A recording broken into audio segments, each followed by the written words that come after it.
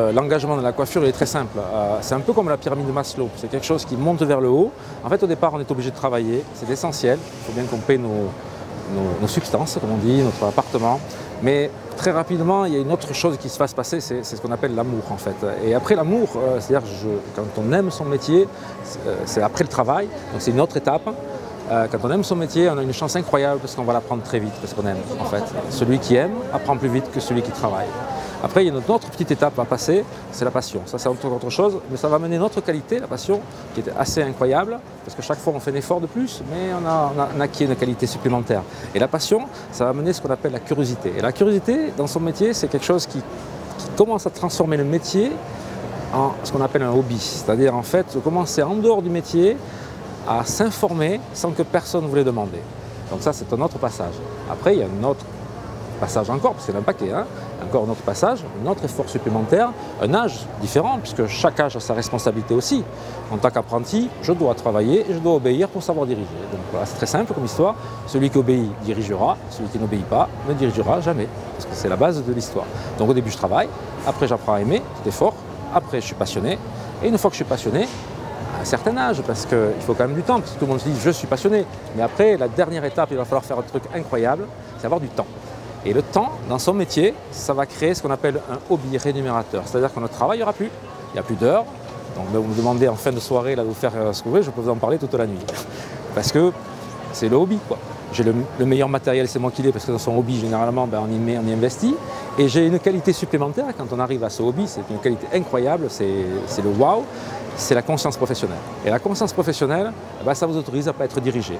C'est-à-dire que vous êtes libre parce que la conscience professionnelle vous empêche de faire quelque chose de mal. Donc en fait, c'est par étapes. On ne pourra pas être travailleur à hobby, ça ne marchera jamais. Il va falloir passer par l'amour, la passion, et ça deviendra un hobby. La vie suffira pour faire ça. Ça ne se passera pas en 5 ans, ça ne se passera pas en 10 ans. Il va falloir juste rester dans ce qu'on appelle dans le train de la mode. Ça veut dire que pour vous, l'excellence et le partage, en gros, ça va de soi. Je vais même aller plus loin. L'excellence et le partage est obligatoire à un certain temps. J'explique pourquoi. Moi, je suis éducateur, d'accord? Je ne suis pas un démonstrateur, je suis un éducateur. Un éducateur, c'est quoi? Par rapport à un démonstrateur, le démonstrateur va vous montrer un truc que vous ne saurez jamais faire. Voilà, il démontre qu'il est meilleur que vous.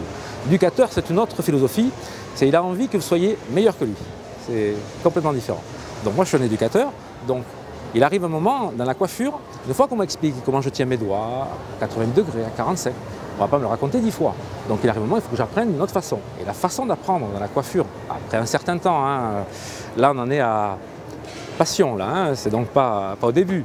Eh bien, au bout d'un moment, on est obligé de le partager, parce que celui qui partage, c'est celui qui apprend le plus, en fait. Parce que la toile d'araignée, je la vois chez vous, mais s'il faut, je l'ai.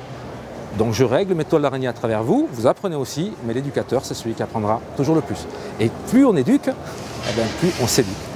Alors dites-moi votre astuce, cher monsieur, pour que dans le monde d'aujourd'hui, dans la coiffure d'aujourd'hui, on arrive à transmettre cette question de l'excellence et du partage à nos jeunes, tels qu'ils sont. Et comment est-ce qu'on arrive à le faire? C'est quoi votre... Il y a un point, effectivement. Effectivement, on ne pourra pas tous le faire. Voilà, là c'est évident. Mais ça ne viendra pas du jeune. Ça va vraiment de l'encadrement du jeune. Du coup, il faut-il que l'adulte ait respecté les étapes aussi. C'est-à-dire que si l'adulte s'est arrêté, j'aime mon métier, je suis passionné, vous comprenez bien qu'il ne fera pas de ce qu'on appelle du leadership en fait. Parce que le leadership arrive vraiment à la fin, c'est-à-dire que c'est un hobby quoi. C'est-à-dire que j'ai ma conscience professionnelle, personne n'a besoin de me contrôler, je ne ferai rien de mal. Et du coup, certains adultes sont à des positions, mais ne sont pas au poste. Enfin, ils ont le poste, mais ce n'est pas le poste qui devrait avoir lieu, c'est pour ça que ça ne fonctionne pas. Ce n'est pas la faute à l'enfant, l'enfant il est juste encadré comme ça. Après, bien encadré. Et la grande différence, c'est vraiment la communication qu'on me donne, le temps que je vais passer avec eux, parce qu'aujourd'hui, génération Z, on en parlait, génération Y, ça c'était avant, maintenant c'est la Z, c'est différent.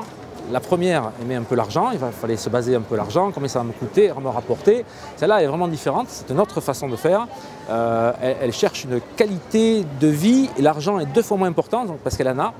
Donc du coup, le choix fait qu'ils peuvent changer comme ça. Les grosses entreprises, moins en moins, ils vont préférer des plus petites structures, ceux-là, c'est vraiment des gens différents. Et du coup, en fait, cette nouvelle génération, pour moi, c'est l'espoir. Je pense qu'elle est meilleure que la Y, parce que je pense que celle-là, elle va être entreprenante, elle va être leadership justement. Et le leadership, c'est vraiment arriver à convaincre tout le monde sans que personne ne se sente obligé de faire quoi que ce soit. C'est être le modèle, quoi, en fait.